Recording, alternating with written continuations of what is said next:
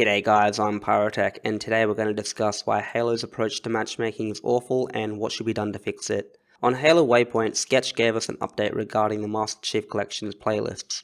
In this thread, 343 admits that players around the world outside of North America and Europe are struggling to find matches in the Master Chief Collection. This is caused by several things, most importantly a lack of region filter option available to the player, but that's not the focus of this video. Today we're going to look at the sheer number of playlists in Halo and compare it to other popular online games. The first point I need to drive home is that there is indeed a problem, not only for players in less populated regions, but also for players with a significantly higher rank. Many players may believe the issue doesn't affect players in North America, but they're the reason many top players have multiple accounts. Sure, if you're ranked 10 and you're playing during peak hours in North America, you'll probably have no issues finding games. However, if you're ranked 40 and you're searching at 1 AM, chances are many playlists will simply take too long to find matches, if they can even find matches at all. We should also note this isn't the first time 343 has run into issues with players unable to find matches. Halo 5 faced similar issues on launch. Region filters that couldn't be turned off meant players in low populated regions simply couldn't find games, and many top players complained they couldn't find matches once they reached a certain skill ranking. I made a video on this topic a couple of years ago, and it seems 343 hasn't learned anything since. First off, let's look at the playlists available in the Master Chief Collection. Currently, we have 14 playlists. The list is too exhaustive to go into detail, but let's try to break it down just a little bit. 7 of these playlists are casual and 7 are ranked. In ranked, we have 3 playlists dedicated to Halo 3, one of which is 2v2 and the other 2 are both 4v4. We have 2 ranked playlists for Halo 2, both of which are 4v4, 1 ranked playlist for Halo 2 Anniversary, which is 4v4, and 1 ranked playlist for Halo 1, which is 2v2. Already there's a bunch of playlists that could easily be culled. Why the hell do we need multiple 4v4 ranked playlists for the same games? It makes no sense. At the very least, they could change the player counts. Why does Halo 3 get its own 2v2 ranked playlist while other Halo titles don't?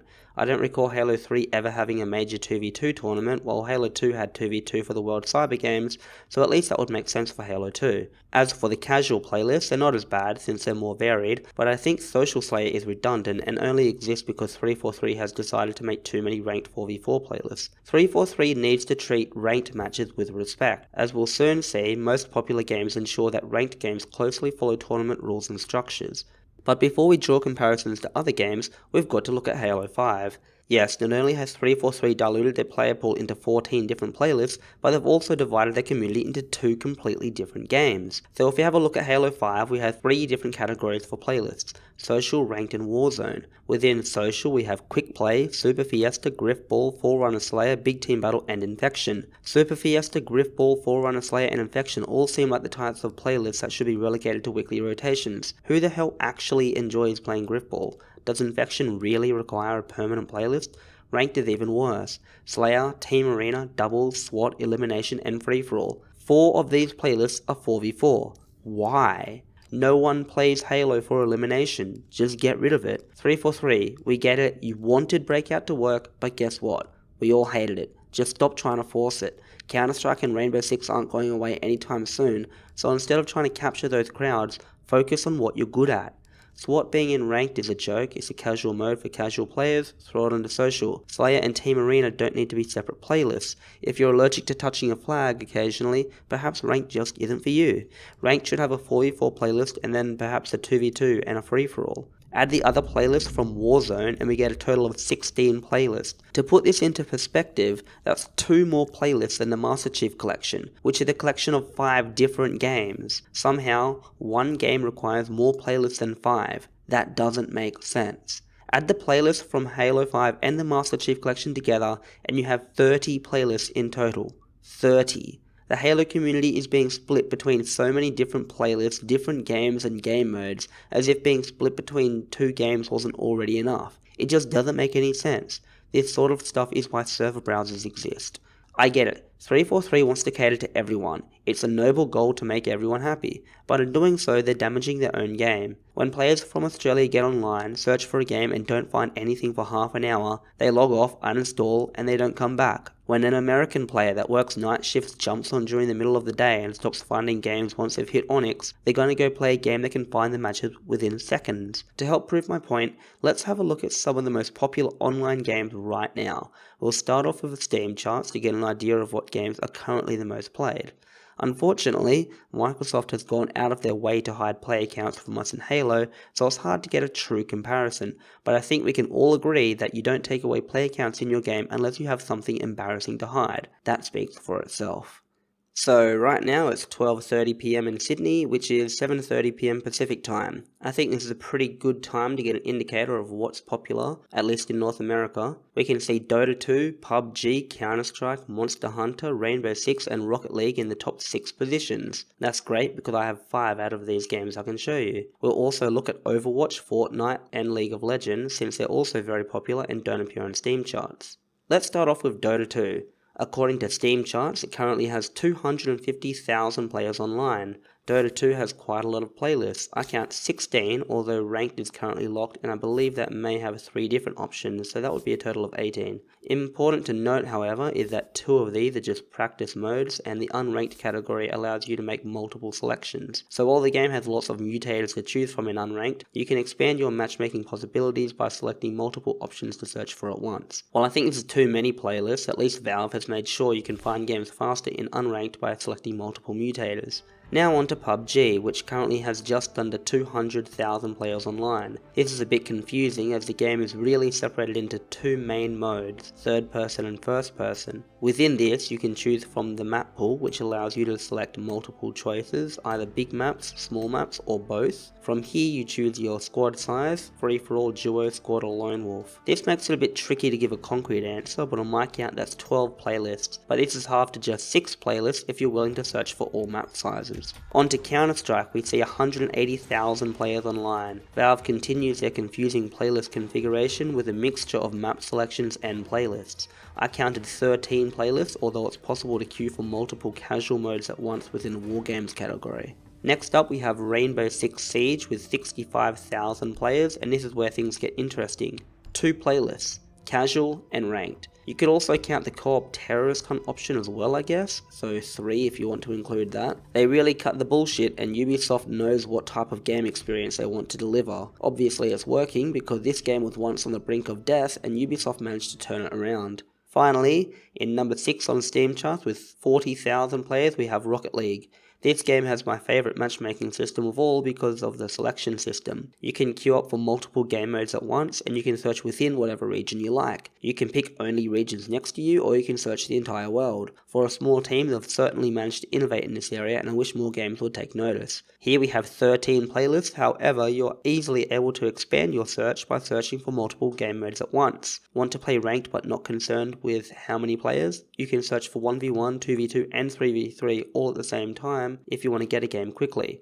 Now for Overwatch we have Quick Play, Ranked and then Arcade, which features 5 different rotating modes. In my opinion, this is the route that 343 should take with Halo 5. The main game types are front and center, while fun game types are kept off to the side so they don't take away the focus from what the game is about. League of Legends, we have just 6 playlists, although this can vary depending on what region you're connected to.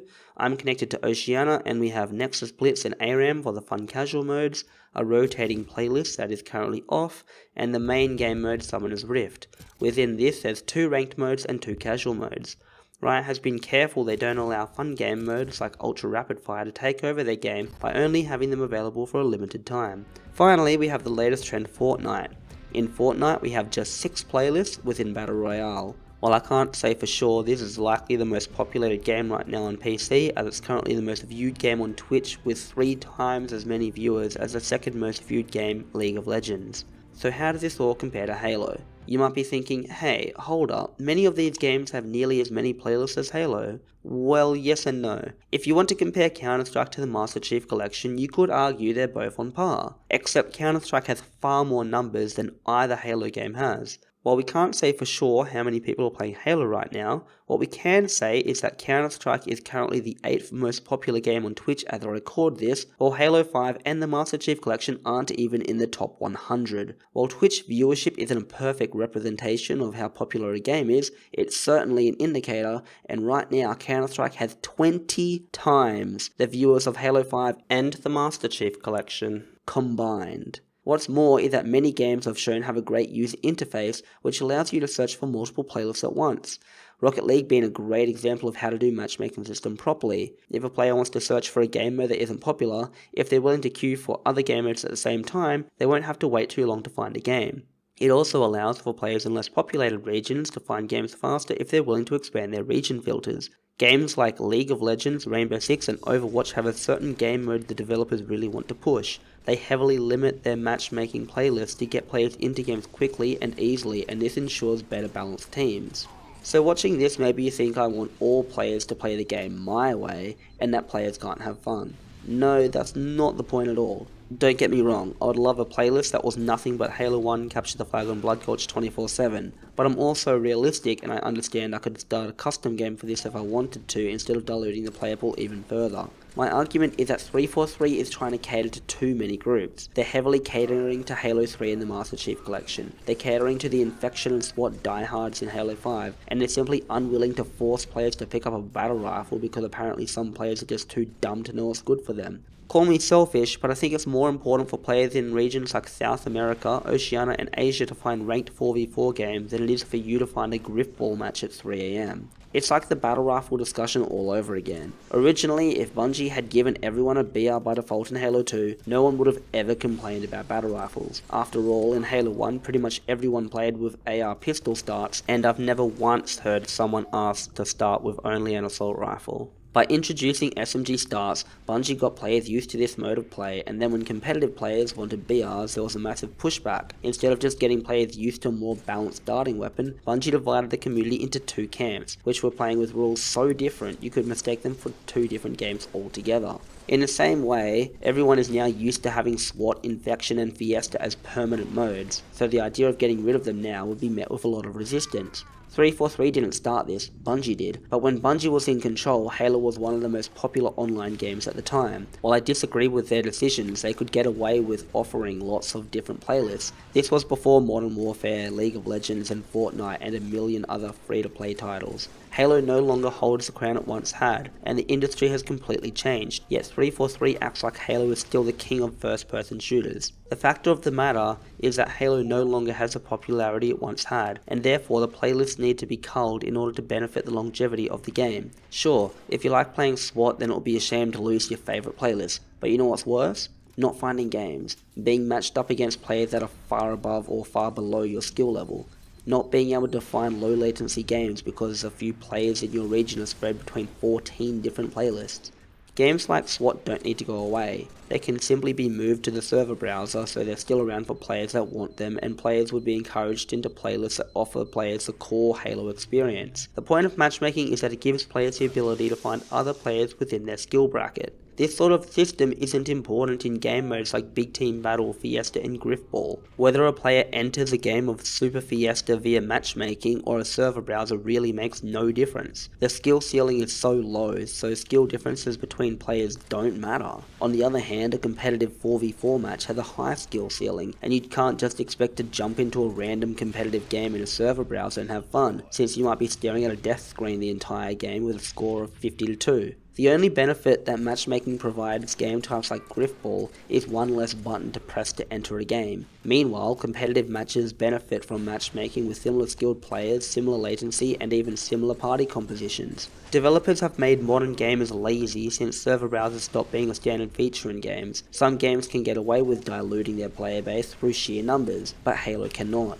So in conclusion, I think I've demonstrated without a doubt that Halo cannot sustain so many different playlists with its low population. I've shown that games with a far higher player count have less playlist selections and better selection options. We can see that games that limit their game types and funnel players into a certain type of game mode tend to do much better in terms of maintaining a healthy player base. Larger player counts allow for a stricter matchmaking, which results in fairer games, which results in gamers having more fun and sticking around longer. Games that put players into matches with great gaps in skill levels will frustrate players and turn them away from the game. By trying to cater towards more casual game modes, 343 is negatively impacting the matchmaking system for competitive modes and frustrating a large section of their audience with long search times, or in some cases, no games at all. 343 has said they plan to fix the region filter options in the Master Chief Collection, but that's only a short-term solution. In a few weeks, the hype train will die off on the Master Chief Collection patch, and the population will be a few thousand players during peak hours. An expanded region filter isn't going to help players find games when 5,000 players are divided into 14 playlists and then further divided by their location and then further divided by their skill.